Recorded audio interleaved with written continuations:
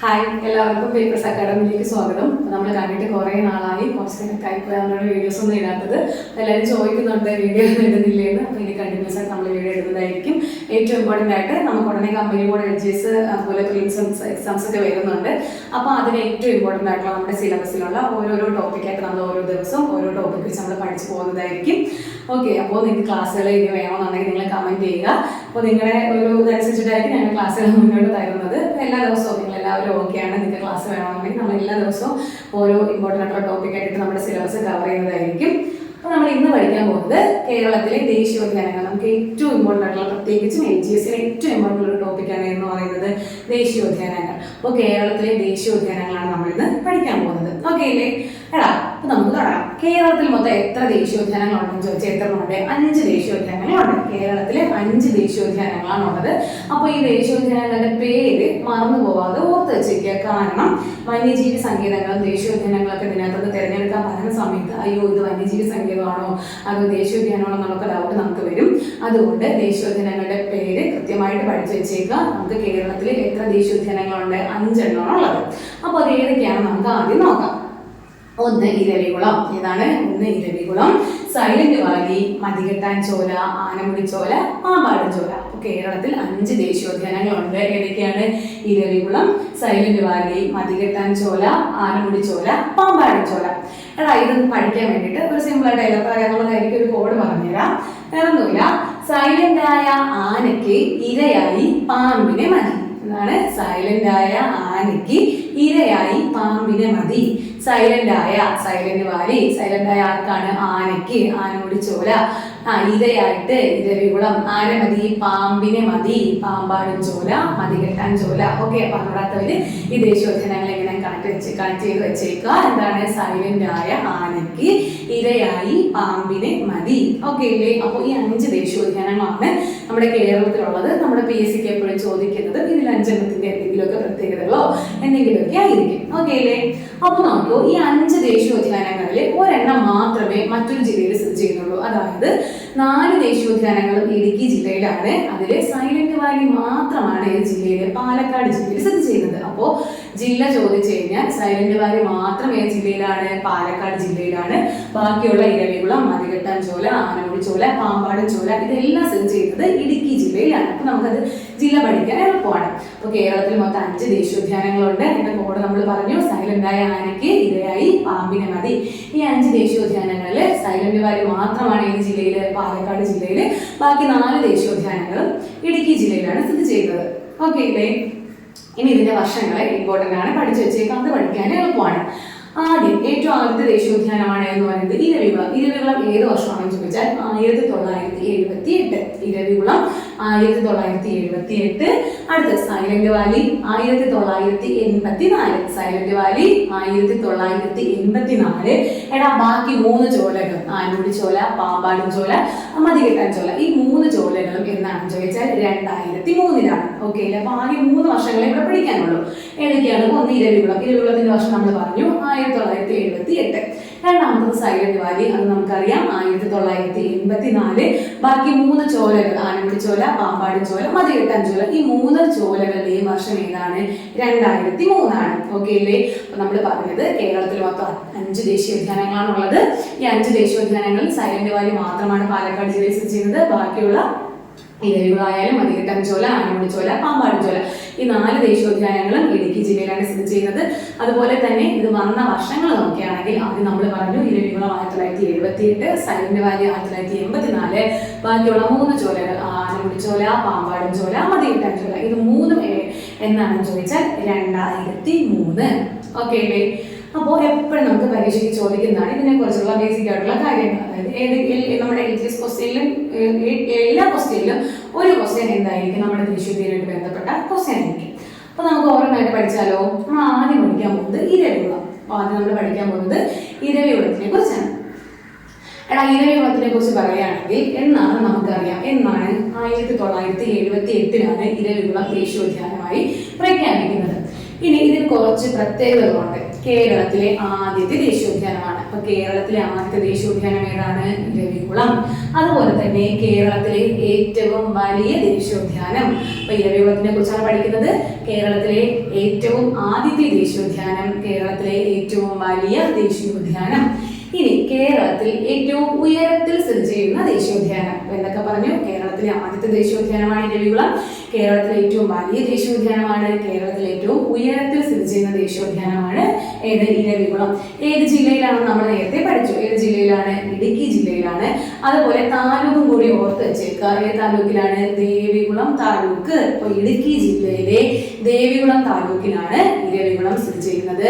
കേരളത്തിലെ ആദ്യത്തെ ദേശീയോദ്യാനമാണ്, കേരളത്തിലെ ഏറ്റവും വലിയ ദേശീയോദ്യാനമാണ്, കേരളത്തിലെ ഏറ്റവും ഉയരത്തിൽ സ്ഥിതി ചെയ്യുന്ന ദേശീയോദ്യാനമാണ്. എടാ, ഈ ഇരവികുളം ദേശീയോദ്യാനം ആദ്യം വന്യജീവി സങ്കേതമായിരുന്നു. ഇതിനെ വന്യജീവി സങ്കേതമായി അംഗീകരിച്ചത് 1975-ലാണ്. അപ്പൊ 1975-ലാണ് ഇരവികുളത്തെ വന്യജീവി സങ്കേതമായിട്ട് പ്രഖ്യാപിക്കുന്നത്. 75-ൽ വന്യജീവി സങ്കേതമായിട്ട് പ്രഖ്യാപിച്ച ഈ ഇരവികുളത്തിനെ 1978-ൽ എന്താക്കി മാറ്റി? ദേശീയോദ്യാനമായിട്ട് പ്രഖ്യാപിച്ചു. ഓക്കെ അല്ലേ? അപ്പോ ഇരവികുളം ഒരു വന്യജീവി സങ്കേതമായിട്ട് പ്രഖ്യാപിച്ച 1975-ലാണ്. ദേശീയോദ്യാനമായത് എന്നാണ്? 1978-ലാണ്. മറന്നു പോകരുത്. ഇനി നീലക്കുറിഞ്ഞി എല്ലാവർക്കും അറിയാം അല്ലേ? നീലക്കുറിഞ്ഞി 12 വർഷത്തിൽ ഒരിക്കൽ പോകുന്ന നീലക്കുറിഞ്ഞി. ഈ നീലക്കുറിഞ്ഞിക്ക് പേര് കേട്ട ദേശീയോദ്യാനം ഏതെന്ന് ചോദിച്ചാൽ ഏതാണ്? അതും ഇരവികുളമാണ്. അപ്പോൾ നീലക്കുറിഞ്ഞിക്ക് പേര് കേട്ട ദേശീയോദ്യാനമാണ് ഇരവികുളം. ഇനി അടുത്തതാണ് ഏറ്റവും ഇമ്പോർട്ടന്റ്, എല്ലാ ക്വസ്റ്റ്യൻ പേപ്പറിലും നമ്മൾ കാണുന്ന ഒരു ക്വസ്റ്റ്യൻ ആണ്. ഇരവികുളം ദേശീയോദ്യാനത്തിൽ സംരക്ഷിക്കപ്പെടുന്ന മൃഗം ഏതാണ്? അതാണ് വരയാട്. അപ്പോൾ വരയാടിനെ സംരക്ഷിക്കുന്ന കേരളത്തിലെ ദേശീയോദ്യാനമാണ് ഇരവികുളം. അല്ലെങ്കിൽ ഇരവികുളത്തെ സംരക്ഷിക്കുന്ന ഏതാണ് മൃഗം ഏതാണെന്ന് ചോദിച്ചാൽ ഏതാണ്? വരയാട്. വരയാടുകളെ സംരക്ഷിക്കുന്ന കേരളത്തിലെ ദേശീയോദ്യാനമാണ് ഇരവികുളം. എടാ, ഇത്രയാണ് നമുക്ക് എക്സാം പോയിന്റ് ഓഫ് വ്യൂവിൽ പഠിക്കാനുള്ളത്. അപ്പൊ ഇരവികുളത്തിനെ കുറിച്ചാണ് നമ്മൾ പഠിച്ചുകൊണ്ടിരുന്നത്. ഒന്നുമില്ല, ഇരവികുളം ആദ്യം ഒരു വന്യജീവി സങ്കേതമായിരുന്നു. അതിനെ വന്യജീവി സങ്കേതമായിട്ട് പ്രഖ്യാപിച്ചത് എന്നാണെന്ന് ചോദിച്ചാൽ അത് 1975-ലാണ്. അത് ദേശീയോദ്യാനമായിട്ട് മാറിയത് എന്നാണ്? 1978-ലാണ്. ഇടുക്കി ജില്ലയിലെ ദേവികുളം താലൂക്കിലാണ് സ്ഥിതി ചെയ്യുന്നത്. കേരളത്തിലെ ഏറ്റവും വലിയ ദേശീയോദ്യാനമാണ്, കേരളത്തിലെ ഏറ്റവും ഉയരത്തിലുള്ള ദേശീയോദ്യാനമാണ്, കേരളത്തിലെ ആദ്യത്തെ ദേശീയോദ്യാനമാണ്. പിന്നെ നമ്മൾ പറഞ്ഞു നീലക്കുറിഞ്ഞിക്ക് പേര് കേട്ട ദേശീയോദ്യാനമാണ് എന്ന് പറയുന്നത് ഇരവികുളം. ഇരവികുളം ദേശീയോദ്യാനത്തിൽ സംരക്ഷിക്കപ്പെടുന്ന മൃഗം ഏതാണെന്ന് ചോദിച്ചാൽ ഏതാണ്? വരയാട്. അപ്പോൾ വരയാടുകളുടെ സംരക്ഷണമുള്ള കേരളത്തിലെ ദേശീയോദ്യാനമാണ് ഇരവികുളം. അപ്പൊ ഏറ്റവും ഇമ്പോർട്ടന്റ് ആണ് ഇരവികുളം. ഇരവികുളത്തിനെ കുറിച്ചുള്ള എല്ലാ പോയിന്റുകളും നമ്മൾ പറഞ്ഞു. ഒന്നും കൂടി പറഞ്ഞു പോളിച്ച് പറയാം. കേരളത്തിലെ ആദ്യത്തെ ദേശീയോദ്യാനമാണ്, കേരളത്തിലെ ഏറ്റവും വലിയ ദേശീയോദ്യാനമാണ്, കേരളത്തിലെ ഏറ്റവും ഉയരത്തിൽ സ്ഥിതി ചെയ്യുന്ന ദേശീയോദ്യാനമാണ്. ഏത് ജില്ലയിലാണ്? ഇടുക്കി ജില്ലയിലെ ദേവികുളം താലൂക്കിലാണ് സ്ഥിതി ചെയ്യുന്നത്. ആദ്യം എന്തായിരുന്നു? ഈ ഇരവികുളം ഒരു വന്യജീവി സങ്കേതമായിരുന്നു. അത് എന്നാണ് പ്രഖ്യാപിച്ചത്? 1975-ല്. എന്നാൽ 1978-ൽ എന്തായിട്ട് പ്രഖ്യാപിക്കുന്നു? ദേശീയോദ്യാനമായിട്ട് പ്രഖ്യാപിക്കുന്നു. നീലക്കുറിഞ്ഞിക്ക് പേര് കേട്ട കേരളത്തിലെ ദേശീയോദ്യാനമാണ് ഇരവികുളം. വരയാടുകളുടെ സംരക്ഷണമുള്ള കേരളത്തിലെ ദേശീയോദ്യാനം ചോദിച്ചാൽ ഇരവികുളമാണ്. അപ്പോൾ ഒന്നാമത്തെ ദേശീയോദ്യാനമായ ഇരവികുളത്തെ കുറിച്ച് നമ്മൾ പഠിച്ചു കഴിഞ്ഞു. അടുത്ത നമുക്ക് രണ്ടാമത്തേത് ഏതാണ്? രണ്ടാമതാണ് സൈലന്റ് വാലി. ഇനി നമ്മൾ പഠിക്കാൻ പോകുന്നത് സൈലന്റ് വാലിയെ കുറിച്ചാണ്. അപ്പൊ സൈലന്റ് വാലിയെ കുറിച്ച് പറയുകയാണെങ്കിൽ നമ്മൾ പറഞ്ഞു കേരളത്തിലെ ആദ്യത്തെ ദേശീയോദ്യാനം ഏതായിരുന്നു? ഇരവികുളം. അങ്ങനെയാണെങ്കിൽ കേരളത്തിലെ രണ്ടാമത്തെ ദേശീയോദ്യാനം ഏതാണ്? Silent Valley. കേരളത്തിലെ രണ്ടാമത്തെ ദേശീയോദ്യാനമാണ് സൈലന്റ് വാലി. എന്നാൽ നമ്മൾ പറഞ്ഞു 5 ദേശീയോദ്യാനത്തിൽ 4 ഇടുക്കി ജില്ലയിലാണ്, ഒരെണ്ണം മാത്രമേ മറ്റൊരു ജില്ലയിൽ സ്ഥിതി ചെയ്യുന്നുള്ളൂ. അതേതാണ്? അത് സൈലന്റ് വാലിയാണ്. അപ്പൊ സൈലന്റ് വാലി സ്ഥിതി ചെയ്യുന്ന ജില്ല ഏതാണ്? പാലക്കാട്. പാലക്കാട് ജില്ലയിലെ ഏത് താലൂക്കിലാണ്? മണ്ണാർക്കാട് താലൂക്ക്. പാലക്കാട് ജില്ലയിലെ മണ്ണാർക്കാട് താലൂക്കിലാണ് സൈലന്റ് വാലി സ്ഥിതി ചെയ്യുന്നത്. അപ്പോ കേരളത്തിലെ രണ്ടാമത്തെ ദേശീയോദ്യാനമാണ് സൈലന്റ് വാലി. പാലക്കാട് ജില്ലയിലെ മണ്ണാർക്കാട് താലൂക്കിലാണ് സൈലന്റ് വാലി സ്ഥിതി ചെയ്യുന്നത്. ഈ സൈലന്റ് വാലിയെ ആദ്യകാലത്ത് അറിയപ്പെട്ടിരുന്നത് സൈലന്ത്രി വനം എന്നാണ് കേട്ടോ. അപ്പൊ സൈലന്ത്രി വനം എന്നറിയപ്പെട്ടിരുന്ന ദേശീയോദ്യാനം ഏതാണെന്ന് ചോദിച്ചാൽ ഏതാണ്? അത് സൈലന്റ് വാലിയാണ്. സൈലന്ത്രി വനം എന്നറിയപ്പെടുന്ന ദേശീയോദ്യാനമാണ് സൈലന്റ് വാലി. ഈ സൈലന്റ് വാലിയെ ദേശീയോദ്യാനമായി പ്രഖ്യാപിച്ച വർഷം നമ്മൾ ആദ്യം പഠിച്ചു എന്നാണ്? 1984-ലാണ്. എടാ, ഇവിടെ നമുക്ക് പഠിക്കാനുള്ളത് ഇത് പ്രഖ്യാപിച്ചത് ഒരാളും ഉദ്ഘാടനം ചെയ്തത് മറ്റൊരാളുമാണ്. അപ്പോ സൈലന്റ് വാലിയെ ദേശീയോദ്യാനമായി പ്രഖ്യാപിച്ചത് ഇന്ദിരാഗാന്ധി 1984-ലാണ്. അപ്പോൾ 1984 ശ്രീമതി ഇന്ദിരാഗാന്ധിയാണ് സൈലന്റ് വാലിയെ ദേശീയോദ്യാനമായിട്ട് പ്രഖ്യാപിക്കുന്നത്. എന്നാൽ ഈ സൈലന്റ് വാലി ഉദ്ഘാടനം ചെയ്തത് തൊട്ടടുത്ത വർഷം 1985 അതാരായിരിക്കും? രാജീവ് ഗാന്ധി.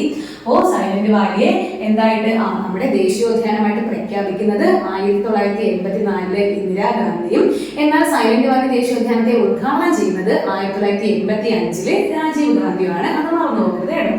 അപ്പൊ നോക്കൂ, കേരളത്തിലെ നീലഗിരി ബയോസ്ഫിയർ റിസർവിന്റെ ഭാഗമായിട്ടുള്ള കേരളത്തിലെ ദേശീയോദ്യാനം ചോദിച്ചാൽ ഏതാണ്? അത് സൈലന്റ് വാലിയാണ്.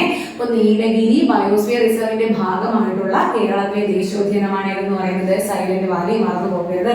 നീലഗിരി ബയോസ്ഫിയർ റിസർവിന്റെ ഭാഗമായിട്ടുള്ള കേരളത്തിലെ ദേശീയോദ്യാനമാണ് എന്ന് പറയുന്നത് സൈലന്റ് വാലി. ഇനി അതുപോലെ രണ്ട് കൺഫ്യൂസിംഗ് ഫാക്ട് എപ്പോഴും പരീക്ഷയ്ക്ക് ഇവിടുന്ന് ചോദിക്കുന്ന രണ്ട് കാര്യങ്ങളാണ്. ഒന്ന് സൈലന്റ് വാലിയുടെ ഒഴുകുന്ന നദിയും, ഒന്ന് സൈലന്റ് വാലിയിൽ നിന്ന് ഉത്ഭവിക്കുന്ന നദിയും. എടാ ഇത് രണ്ടും നിങ്ങൾ എങ്ങനെയെങ്കിലും ഒന്ന് പഠിച്ച് ഓർത്ത് സെറ്റാക്കി വെച്ചേക്കുക. പരീക്ഷയ്ക്ക് എപ്പോഴും ചോദിക്കും. ഈ രണ്ട് ആൻസർ നമുക്ക് അറിയായിരിക്കും, പക്ഷേ ക്വസ്റ്റ്യൻ ഏതാണെന്നുള്ളതാണ് നമുക്ക് കൺഫ്യൂഷൻ ആയിട്ട് വരുന്നത്. അപ്പോൾ ഒന്ന് എന്താണ് സൈലന്റ് വാലിയിലൂടെ ഒഴുകുന്ന നദിയും, മറ്റൊന്ന് സൈലന്റ് വാലിയിൽ നിന്ന് ഉത്ഭവിക്കുന്ന നദിയും. അപ്പൊ അത് മാറിപ്പോവാതെ പഠിക്കുക. സൈലന്റ് വാലിയിലൂടെ ഒഴുകുന്ന നദി ചോദിച്ചാൽ കുന്തിപ്പുഴ. സൈലന്റ് വാലിയിലൂടെ ഒഴുകുന്ന നദി കുന്തിപ്പുഴ. അപ്പോൾ സൈലന്റ് വാലിയിൽ നിന്ന് ഉത്ഭവിക്കുന്ന നദി ഏതാണ്? തൂതപ്പുഴ. സൈലന്റ് വാലിയിലൂടെ ഒഴുകുന്ന നദി കുന്തിപ്പുഴ, സൈലന്റ് വാലിയിൽ നിന്ന് ഉത്ഭവിക്കുന്ന നദി തൂതപ്പുഴ. സൈലന്റ് വാലിയിലൂടെ ഒഴുകുന്ന നദി കുന്തിപ്പുഴ, സൈലന്റ് വാലിയിൽ നിന്ന് ഉത്ഭവിക്കുന്ന നദി തൂതപ്പുഴ. നമ്മൾ നേരത്തെ വരയാടുകളുടെ സംരക്ഷണമുള്ള കേരളത്തിലെ ദേശീയോദ്യാനം ഇരവികുളമാണെന്ന് പറഞ്ഞു. അതുപോലെ സിംഹവാലം കുരങ്ങുകൾക്ക് പേരുകേട്ട കേരളത്തിലെ ദേശീയോദ്യാനമാണ് ഇത് സൈലന്റ് വാലി. സിംഹവാലം കുരങ്ങുകൾക്ക് പേരുകേട്ട കേരളത്തിലെ ദേശീയോദ്യാനമാണ് സൈലന്റ് വാലി. ഓക്കെ അല്ലേ? അപ്പോൾ നമ്മൾ സൈലന്റ് വാലിയെ കുറിച്ചാണ് പറഞ്ഞത്. കേരളത്തിലെ രണ്ടാമത്തെ ദേശീയോദ്യാനമാണ് സൈലന്റ് വാലി. പാലക്കാട് ജില്ലയിലെ മണ്ണാർക്കാട് താലൂക്കിലാണ് സ്ഥിതി ചെയ്യുന്നത്. എന്നാണ് നിലവിൽ വന്നത് ദേശീയോദ്യാനമായിട്ട്? 1984 അപ്പോൾ 1984 സൈലന്റ് വാലിയെ ദേശീയോദ്യാനമായിട്ട് പ്രഖ്യാപിച്ചത് ആരാണ്? ഇന്ദിരാഗാന്ധിയാണ്. ഇനി ഈ സൈലന്റ് വാലിയെ ഉദ്ഘാടനം ചെയ്തത്, ദേശീയോദ്യാനത്തെ ഉദ്ഘാടനം ചെയ്തത് 1985 ആരാണ്? അത് രാജീവ് ഗാന്ധിയാണ്. പിന്നെ നമ്മൾ പറഞ്ഞു നീലഗിരി ബയോസ്ഫിയർ റിസർവിന്റെ ഭാഗമായിട്ടുള്ള കേരളത്തിലെ ദേശീയോദ്യാനമാണ് സൈലന്റ് വാലി. സൈലന്റ് വാലിയിലൂടെ ഒഴുകുന്ന നദി കുന്തിപ്പുഴയും ഉത്ഭവിക്കുന്ന നദി തൂതപ്പുഴയും. സൈലന്റ് വാലിയിലൂടെ ഒഴുകുന്ന നദി കുന്തിപ്പുഴ, സൈലന്റ് വാലിയിൽ നിന്ന് ഉത്ഭവിക്കുന്ന നദി തൂതപ്പുഴ. പിന്നെ മറ്റൊരെണ്ണം പറഞ്ഞു, എന്താണ്? സിംഹവാലം കുരങ്ങുകൾക്ക് പേരുകേട്ട കേരളത്തിലെ ദേശീയോദ്യാനമാണ് എന്ന് പറയുന്നത് സൈലന്റ് വാലി. ഇപ്പൊ നമ്മള് രണ്ട് ദേശീയോദ്യാനങ്ങളെ കുറിച്ച് പഠിച്ചു കഴിഞ്ഞു. ഒന്നേതാണ് പഠിച്ചത്? ഇരവികുളം. അത് ആദ്യത്തേതാണ്, അത് 1978 രണ്ടാമത്തത് സൈലന്റ് വാലി, രണ്ടാമത്തതാണ് 1984. ഇനി നമുക്ക് പഠിക്കാനുള്ളത് മൂന്നാമത്തത്. ഇനി നമുക്ക് 3 ചോലകളാണ് പഠിക്കാനുള്ളത്. അതിൽ നമ്മൾ ആദ്യം പഠിക്കാൻ പോകുന്നത് മതികെട്ടാൻ ചോല. ഓക്കെ, മതികെട്ടാൻ ചോല മൂന്നാമത് നമ്മൾ പഠിക്കാൻ പോകുന്നത് മതികെട്ടാൻ ചോലയെ കുറിച്ചാണ്. നമ്മൾ പറഞ്ഞു മതികെട്ടാൻ ചോല ഏത് ജില്ലയിലാണ്? ഇടുക്കി ജില്ലയിലാണ്. താലൂക്ക് മറന്നു പോകരുത്. ഏത് താലൂക്കിലാണ്? ഉടുമ്പൻചോല താലൂക്കിലാണ്. അപ്പൊ ഇടുക്കി ജില്ലയിലെ ഉടുമ്പൻചോല താലൂക്കിലാണ് മതികെട്ടാൻ ചോല സ്ഥിതി ചെയ്യുന്നത്. ഏത് വർഷമാണ്? നമ്മൾ ആദ്യം പഠിച്ചു 2003. അപ്പൊ അടുത്ത് നമ്മൾ പഠിക്കുന്ന ദേശീയോദ്യാനമാണ് മതികെട്ടാൻ ചോല. ഇടുക്കി ജില്ലയിലെ ഉടുമ്പൻചോല താലൂക്കിലാണ് സ്ഥിതി ചെയ്യുന്നത്. 2003 ദേശീയോദ്യാനമായിട്ട് നിലവിൽ വരുന്നത്. ഇവിടെ നമുക്ക് പഠിക്കാനുള്ള മറ്റൊരു പോയിന്റ് ഉണ്ട്. ഈ മതികെട്ടാൻ ചോലയിലെ ഉയർന്ന പ്രദേശം, ആ ഉയർന്ന പ്രദേശത്തിന്റെ പേരാണ് കാട്ടുമല. എന്താണ്? കാട്ടുമല. കാട്ടുമല. അപ്പോൾ നമ്മളിപ്പോ പഠിച്ചുകൊണ്ടിരിക്കുന്നത് ദേശീയോദ്യാനത്തിലെ മൂന്നാമത്തെ ദേശീയോദ്യാനമായ മതികെട്ടാൻ ചോലയെ കുറിച്ചാണ്. മതികെട്ടാൻ ചോല ദേശീയോദ്യാനം നിലവിൽ വരുന്നത് 2003 ഇടുക്കി ജില്ലയിലാണ്. ഇടുക്കി ജില്ലയിലെ താലൂക്ക് ചോദിച്ചാൽ ഏതാണ്? ഉടുമ്പൻചോല താലൂക്കിലാണ്. ഈ മതികെട്ടാൻ ചോലയിലെ ഉയർന്ന പ്രദേശത്തിനെ വിളിക്കുന്ന പേരാണ് കാട്ടുമല. ഉയർന്ന പ്രദേശമാണ് കാട്ടുമല. അടുത്ത നാലാമതായിട്ട് പഠിക്കാനുള്ളതാണ് ആനമുടിച്ചോല. ഏതാണ്? ആനമുടിച്ചോല. ആനമുടിച്ചോലയും ഏത് ജില്ലയിൽ തന്നെയാണ്? ഇടുക്കി ജില്ലയിലാണ്.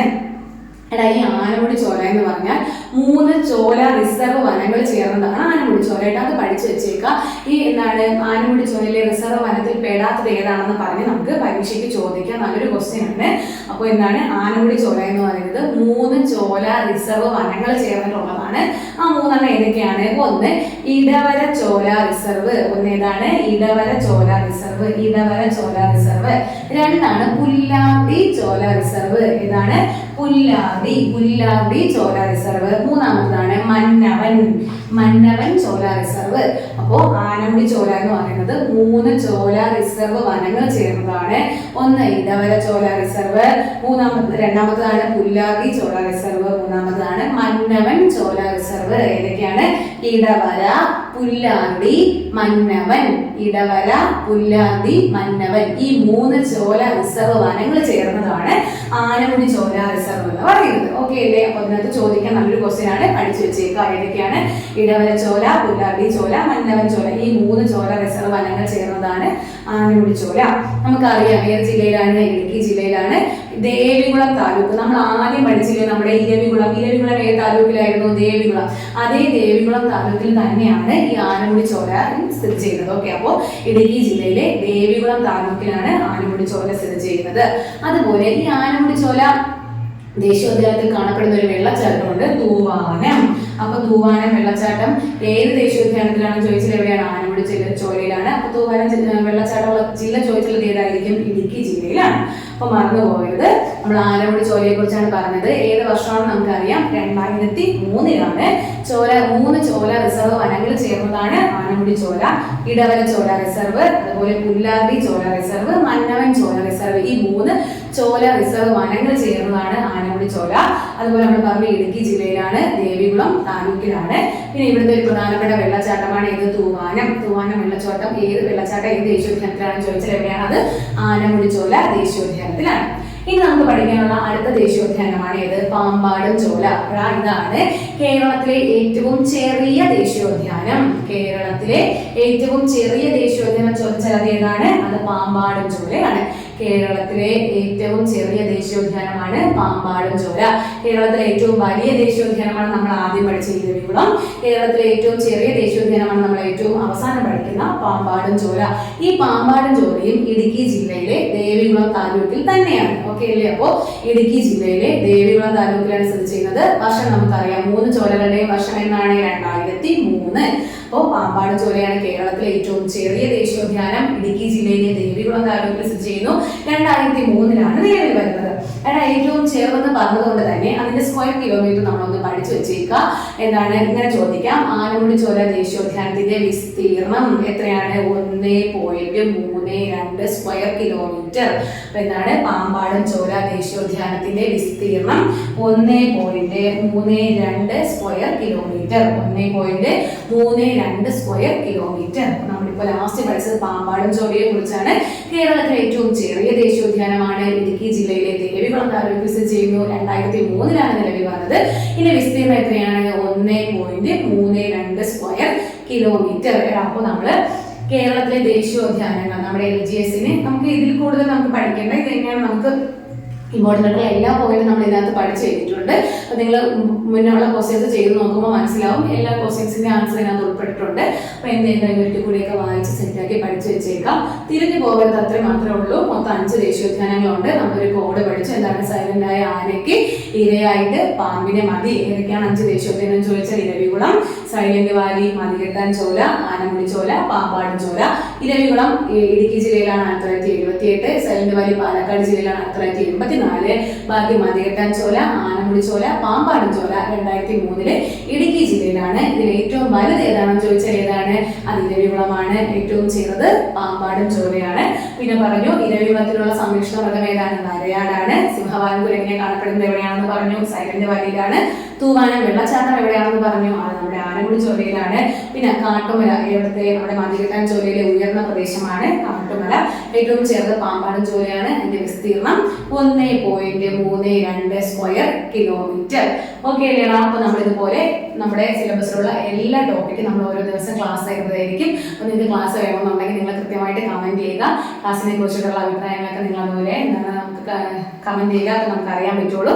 അടുത്ത ഒരു ടോപ്പിക്കായിട്ട് നമുക്ക് അടുത്ത ക്ലാസ്സിൽ കാണാം.